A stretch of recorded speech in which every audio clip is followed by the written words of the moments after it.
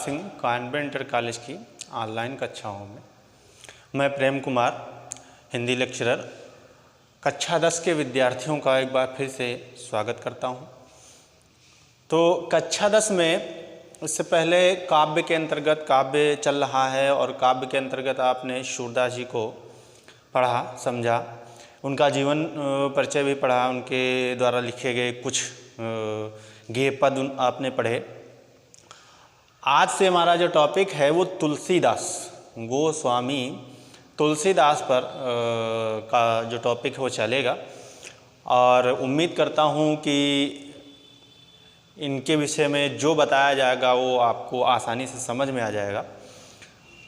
तो आज जो टॉपिक है हमारा वो गोस्वामी तुलसीदास जी हैं और उनके जीवन के विषय में हम लोग कुछ बात करेंगे और समझेंगे, जानेंगे।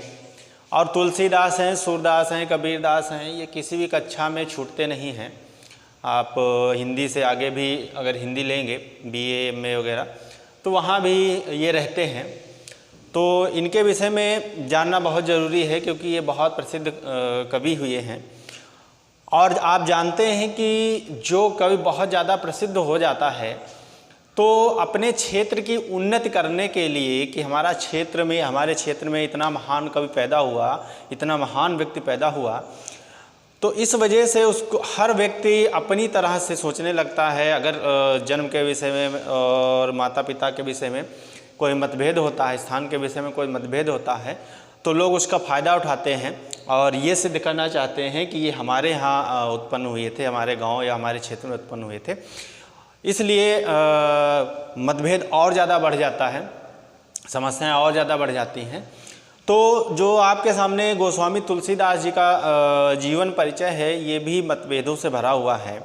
इनके जन्म के विषय में भी बहुत मतभेद हैं और इनका स्थान जो है किस गांव में, किस ज़िले में हुआ, इसमें भी पर्याप्त मतभेद हैं।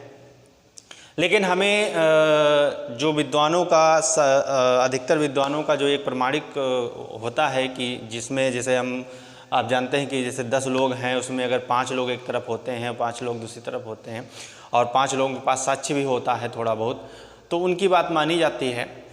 तो भाई 5 अलग अलग हैं और 5 एक ही में हो गए हैं। जैसे वोट डालते हैं तो 4 लोग हैं और 4 लोगों में से 10 वोट डालनी है, एक को 5 मिल गई और बाकी 5 वोटें 4 लोगों को मिली, तो 5 वाला जो है वो विजयी माना जाता है। तो जो मतभेद हैं उनको छोड़ते हुए, हालांकि उसके विषय में भी आपको थोड़ा बहुत बताएंगे, लेकिन हमें चूँकि कक्षा 10 है, कक्षा 10 में केवल जीवन परिचय लिखना होता है और जीवन परिचय लिखने के बाद सिर्फ उनकी एक रचना का नाम लिखना होता है। जो प्रश्न पूछा जाता है, अभी तक जो पैटर्न रहा है उस पैटर्न में ये कहा जाता है कि गोस्वामी तुलसीदास जी का जीवन परिचय लिखते हुए उनकी किसी एक रचना का उल्लेख कीजिए। तो रचनाएं तो इनकी बहुत हैं, लगभग 12 प्रमाणिक ग्रंथ इनके माने गए हैं। तो एक रचना, लेकिन सब इसलिए हम आपको बताना चाहेंगे क्योंकि कंपटीशन में आगे चल के आप कंपटीशन देंगे या इसी कक्षा में कुछ शुरुआत के जो है हिंदी साहित्य के इतिहास से प्रश्न आते हैं, उसमें भी पुस्तकें पूछ ली जाती हैं कि ये पुस्तक किसकी है। तो जानकारी होना अति आवश्यक है और जिस भी कवि के विषय में, जिस भी लेखक के विषय में आप पढ़ें उसको अधिक से अधिक जानने का आप प्रयास करें। यहाँ जो बताया जा रहा है उतना तो आप जाने ही, और कोशिश करें कि घर पर भी अन्य आपके पास किताबें होंगी, पुस्तकें होंगी, उनसे भी आप पढ़ सकते हैं, जान सकते हैं, समझ सकते हैं।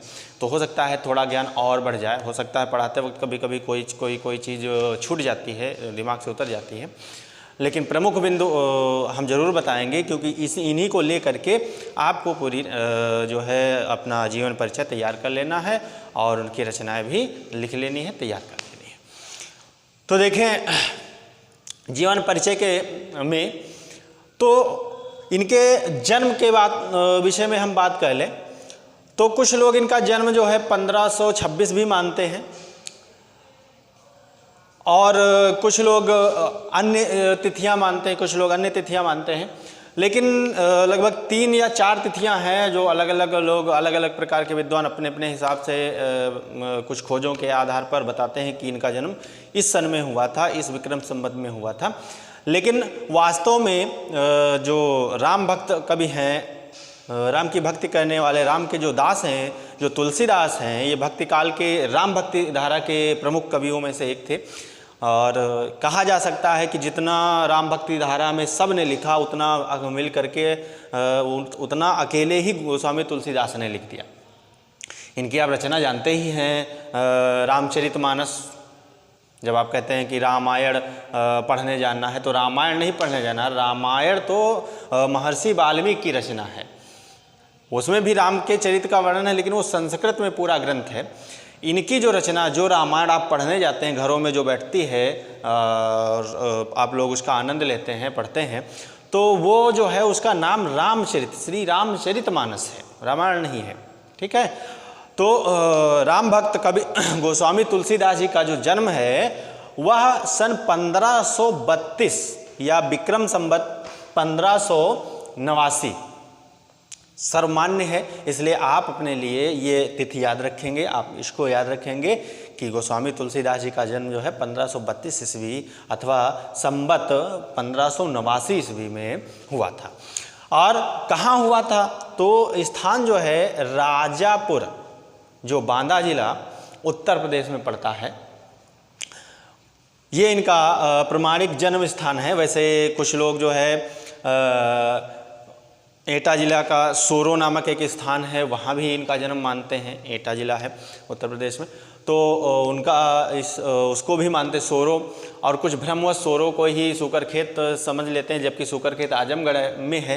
तो कुछ लोग आजमगढ़ में जो स्थित सूकरखेत है उसको भी इनका जन्म स्थान मानते हैं। सूकरखेत विशेष प्रसिद्ध क्षेत्र है, और इस क्षेत्र का नाम भी याद रखिएगा इनके संबंध में। तो ये जो क्षेत्र है सूकरखेत, ये काफ़ी कंपटीशनों में पूछा जाता है कि सूकरखेत किससे संबंधित है, किस कवि के जीवन से संबंधित है? तो गोस्वामी तुलसीदास जी के जीवन से संबंधित है। ठीक है। इनके बचपन का नाम राम बोला था। तो स्थान, जन्म आप क्या याद रखेंगे? 1532 या संवत 1589। आप सन में 57 वर्ष जोड़ देंगे तो संवत भी आपका निकल आएगा। और अगर संवत याद है तो 57 वर्ष घटा दीजिए तो आपका सन निकल आएगा, ईस्वी निकल आएगी। तो गोस्वामी तुलसीदास जी का जन्म जो है 1532 ईस्वी अथवा संवत 1589 ईस्वी में राजापुर, बांदा जिले के राजापुर गांव में हुआ था। इनके माता पिता का नाम आपके सामने है, हुलसी और आत्माराम दुबे। माता का नाम क्या था? हुलसी, और पिता का नाम आत्माराम दुबे था। और इनका विवाह भी हुआ था। इनका विवाह जो है दीनबंधु पाठक की सुंदर कन्या रत्नावली के साथ हुआ था। और ये जो रत्नावली है, कहा जाता है कि यही इनकी एक तरीके से गुरु बन गई, और इसी ने तुलसीदास जी के जीवन को पूरी तरीके से बदल दिया। तुलसीदास अपनी पत्नी रत्नावली से बहुत प्रेम करते थे, और ये उनको कहीं जाने नहीं देते थे। एक बार क्या हुआ कि ये शायद बाज़ार गए हुए थे, और उतने में ही इनका जो साला था वो आया और रत्नावली यानी इनकी पत्नी को बुला कर लेकर चला गया। जैसे ही घर वापस आए तो रात हो चुकी थी। तो इन्होंने ये अपनी पत्नी को अपने घर में ना पा करके इनको बड़ा कष्ट हुआ, और ये जो है तुरंत चल दिए रात्रि में ही। और घनघोर बारिश हो रही थी, और बारिश में चलते चलते इनको नदी भी पड़ी। नदी को भी ये लाश के सहारे, लाश आ रही थी, डूब रहे थे, तो डूबते समय लाश को पकड़ लिया और लाश के सहारे इन्होंने नदी को पार किया। और रात्रि के 12 बजे, ऐसा कहते हैं कि ये ऊपर चढ़े तो सर्प लटक रहा था। तो उस समय अपनी पत्नी के प्रेम में ये बिल्कुल अंधे हो चुके थे। तो कहते हैं अजगर सर्प लटक रहा था, तो उसके सहारे छत पे चढ़े। जब रत्नावली ने देखा कि रात्रि 12 बजे ये आए हुए हैं, तब उसको बड़ा क्रोध आया। उनकी पत्नी रत्नावली को बहुत क्रोध आया, और उन्होंने रत्नावली ने इनको बड़ा धिक्कारा, बड़ा फटकार लगाई। और फटकार क्या थी? कहा कि लाज न आवत आपको दौरे आयो साथ, धिग धिग ऐसे प्रेम को कहा कहूँ मैं नाथ। ठीक है। लाज न आवत आपको दौरे आयो साथ, मतलब उसको बड़ा क्रोध आ गया कि तुमको लज्जा नहीं आई, और हम जैसे अभी आए हैं और रात्रि के 12 बजे घनघोर बारिश में नदी को पार करते हुए, और तुम रात्रि 12 बजे यहाँ आए हो, कोई देख लेगा तो क्या कहेगा कि तुम कैसे व्यक्ति हो। तो इस संबंध में उसने फटकार लगाई कि लाज ना आवत आपको दौरे आयो साथ, दिग दिग ऐसे प्रेम को कहा कहूँ मैं नाथ, अस्ति चरम मैं देह ममता मैं ऐसी प्रीत, ऐसी जो रघुवीर में होत न तो हो भी। कहा जितना प्रेम मुझसे करते हो, यदि इतना ही प्रेम रघुवीर से भगवान राम से करने लगो तो निश्चित रूप से तुम्हें इस संसार के भव सागर से मुक्ति मिल जाएगी।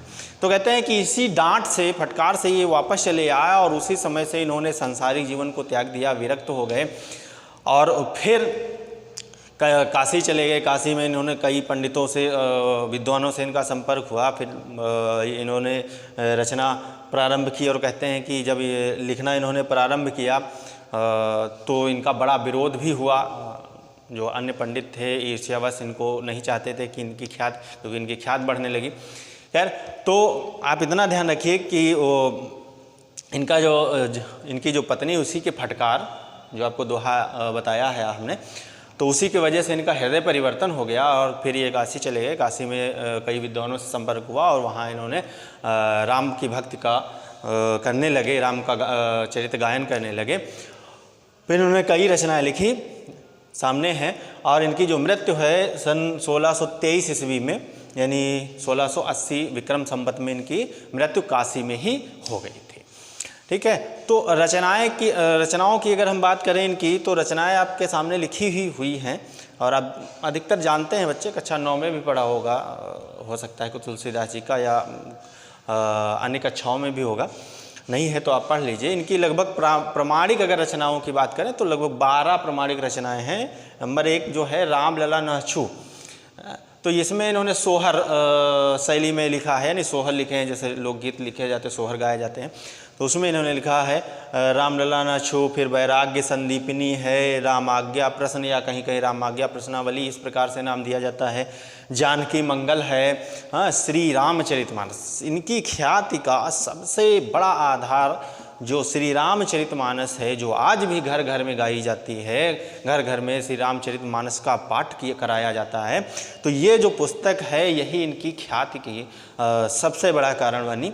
ठीक है, पार्वती मंगल, ठीक है, गीतावली है, विनय पत्रिका है, श्री कृष्ण गीतावली। आपको बताया था कि श्री कृष्ण गीतावली जो है इन्होंने सूरदास जी के संपर्क में आने के कारण लिखा। सूरदास जी के प्रभाव से कृष्ण भगवान का भी इन्होंने गान किया। हालांकि ये राम भक्त थे, ये राम को की ही भक्ति करते थे, लेकिन जब ये सूरदास जी के संपर्क में आए तो श्री कृष्ण भगवान के विषय में उन्होंने बताया, चर्चा हुई, तो बड़े प्रभावित हुए। तो इन्होंने श्री कृष्ण गीतावली भी लिखी। विनय पत्रिका को भी याद रखना, ये भी पुस्तक इनकी बहुत प्रसिद्ध है। विनय पत्रिका जो है ब्रज भाषा में लिखी गई है और काफ़ी कंपटीशनों में पूछा जाता है, क्योंकि हम जानते हैं तुलसीदास जी का अधिकतर काव्य, अधिकतम कह सकते हैं काव्य जो है वो अवधी भाषा में लिखा गया है, लेकिन विनय पत्रिका जो है वो ब्रज भाषा में लिखी गई है। इसलिए कंपटीशन में पूछ लिया जाता है कि विनय पत्रिका की भाषा क्या है, या आपके भी कक्षा 10, 11, 12 में विकल्प दे करके पूछा जाता है कि विनय पत्रिका की निम्न में से कौन सी भाषा है। तो ये ब्रज भाषा में लिखी गई है। इसके अलावा भैरवे रामायण, दोहावली और कवितावली, ठीक है, ये तो सब अवधी भाषा में ही लिखे गए हैं। तो इनका जीवन परिचय बहुत ज़्यादा कठिन नहीं है हमारे हिसाब से। भाई राम भक्ति शाखा के प्रतिनिधि कवि थे। ठीक है, इनका जन्म सन 1532 ईस्वी में राजापुर गांव जो बांदा जिला में पड़ता है उत्तर प्रदेश में, वहाँ हुआ था। इनके माता पिता का नाम हुलसी और आत्माराम दुबे था। इनका विवाह श्रीधर दीनबंधु पाठक की सुंदर कन्या रत्नावली के साथ हुआ। बहुत ज़्यादा आपको विस्तार में जाने की ज़रूरत नहीं है। और रत्नावली थोड़ा सा जो आपको बताया कि एक बार जब इनके साला इनको बुलाने आया तो बुलाकर लेकर चला गया। उस समय तुलसीदास जी घर पे नहीं थे, बाहर गए हुए थे, और जब आए तो नहीं प्राप्त हुई ये, तो उनके प्रेम के कारण वो रात्रि में ही चल दिए। तो जो आपको बात बताई वो थोड़ा सा संक्षिप्त भाषा में लिखते हुए, और फिर जो रत्नावली ने डांट फटकारा है इनको, हाँ, लाजना आवत आपको दौरे आयो साथ, दिग दिग ऐसे प्रेम को कहा कहूँ मैं नाथ, अस्ति चरम मैं देह मम तामे ऐसी प्रीत ऐसी जो रघुवीर में होत न तो भवभीत। तो इस दोहे को भी याद कर लीजिएगा, इसको भी इस में पुटअप कर दीजिएगा, लिख दीजिएगा। और फिर ये वहाँ से विरक्त हो गए, विरक्त होकर ये काशी चले गए। काशी जा कर के इन्होंने भगवान राम का गुणगान करना प्रारंभ किया। वहाँ इनका बड़ा विरोध भी हुआ और काशी में रहते हुए ही इनकी मृत्यु 1623 ईस्वी में या संवत 1680 ईस्वी में हो गई थी। ठीक है, इनकी रचनाएं आपको एक ही रचना वहाँ लिखनी है, तो इतने में से एक रचना आप याद कर सकते हैं। आप याद सब कर लीजिए ताकि आपका जो हिंदी साहित्य का इतिहास है उसमें अगर कोई पूछ ले इसमें से तो आप लिख सकते हैं कि दोहावली किसकी रचना है, तो दोहावली तुलसीदास जी की रचना है। तो उम्मीद है आप ऐसा कर पाएंगे, आप आसानी से इनके जीवन परिचय को याद कर पाएंगे। और एक दोहा हम इनके माता पिता के विषय में भी थोड़ा सा बता देते हैं कि पिता आत्मा राम द्विवेदी हुलसी जिनकी माता थी। ठीक है, राजापुर के कवि तुलसी थे मन में भक्ति राम की थी।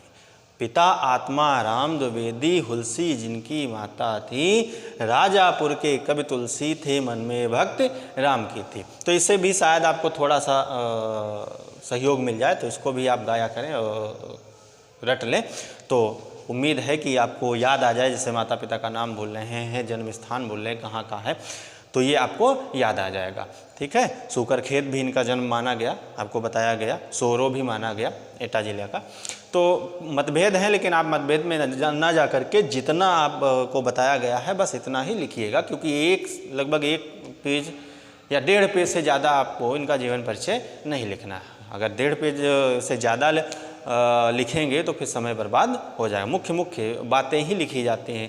अगर लिखना हो तो इनकी इतनी लंबी कहानी है कि उसी कहानी में ही आपके 2-3 पेज हो जाएंगे, है ना। किस प्रकार से रत्नावली से विवाह हुआ, विवाह होने के बाद कैसे कैसे इन्होंने क्या क्या किया, तो वो सब लिखने की ज़्यादा ज़रूरत नहीं है।